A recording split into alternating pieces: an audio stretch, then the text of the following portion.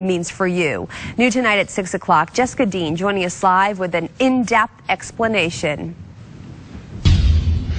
Well, Melissa, as we near the August 2nd deadline, the debt ceiling debate gets hotter and hotter. Now, it's twofold: whether to raise the debt ceiling and how to deal with the debt problem overall. How did we get here in the first place?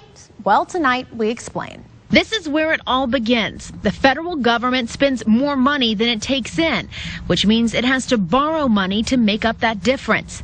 Back in 1917, Congress passed a law creating the debt ceiling. That's the maximum amount of debt the United States can owe. The debt ceiling has since been raised a dozen times and now stands at $14.3 trillion. The problem is the United States needs to borrow more money to cover its costs, but it can't do that until the debt ceiling is raised by Congress.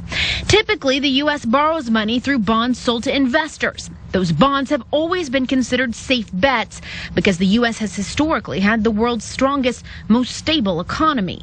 If the debt ceiling is not raised and we default on paying back those bonds and other debts, the U.S. Treasury predicts global economic chaos. Borrowing for all Americans could be more expensive. Homes could lose value, jobs could go away, and the U.S. could lose its stellar credit rating, sending its interests through the roof. Some say the solution to the debt is to cut trillions in spending. Others say raising taxes is the answer. But many economists say it will likely have to be a combination of both things to get the debt under control and get Congress to agree to increase the debt ceiling.